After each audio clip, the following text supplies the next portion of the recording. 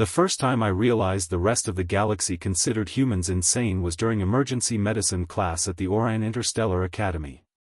There were 32 students in the room, representing 16 species. Some had scales, others had feathers, translucent skin, or glowing eyes. I was the only human in Section 9. Professor Velker floated to the center of the lecture chamber, his metallic breathing apparatus clicking softly. Today, he announced, we study battlefield stabilization procedures. The lights dimmed. A hologram appeared above the class showing a wounded round soldier with a shattered leg. According to galactic medical protocol, Velker explained, the patient must remain motionless until trained trauma specialists arrive. Every alien student nodded seriously. Then the professor turned toward me.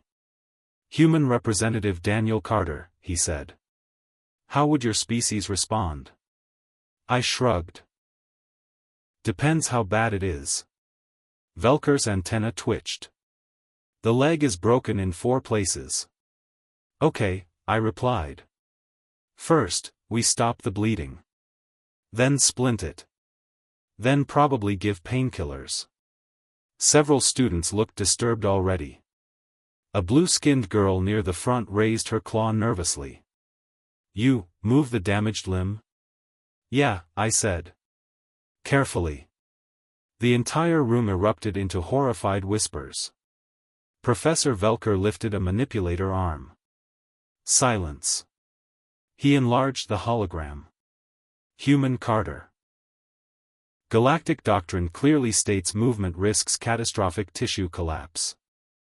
Sure, I answered, but leaving someone on a battlefield gets them killed faster. A reptilian student leaned toward me. You would continue combat operations with fractured bones? I blinked.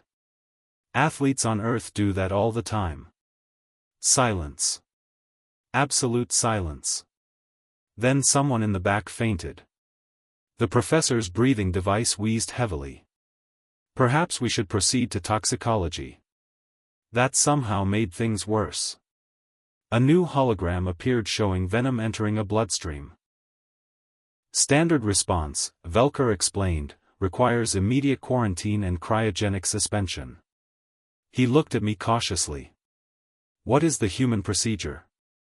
Oh, I said, depends on the venom. Sometimes we suck the poison out, use antivenom, or just monitor the patient. The feathered student beside me nearly fell out of her chair. You voluntarily touch the venom? Sometimes. With your mouth? Well, movies exaggerate that part, but technically. Half the class started panicking. One insectoid student rapidly changed colors, which I'd learned meant emotional overload. Professor Velker slammed a metal appendage against the desk. Human Carter, are your people biologically engineered for self-destruction? I laughed. No. We're just practical. That answer didn't help. The breaking point came during trauma simulations. A combat drone rolled into the classroom carrying a synthetic casualty. Fake blood sprayed dramatically from its abdomen while warning alarms blared.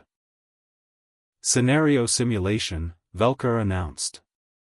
Patient expiration in 3 minutes. The alien students froze. Most species in the galaxy relied entirely on advanced medical technology.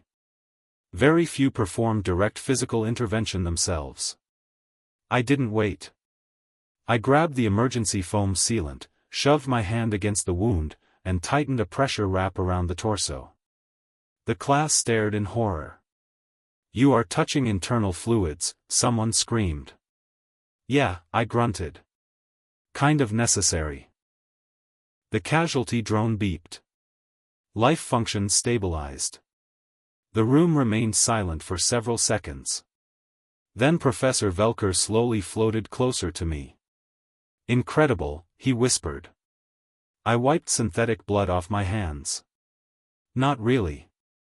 Basic first aid. No, Velker said quietly. Your species willingly places itself in danger to preserve others. I shrugged again. That's normal where I come from. The professor turned toward the stunned class. "Record this carefully," he announced. "Humans are officially classified as Deathworlders not because they survive impossible conditions." He paused, staring directly at me. "But because they run toward them when everyone else runs away." For once, nobody argued with him.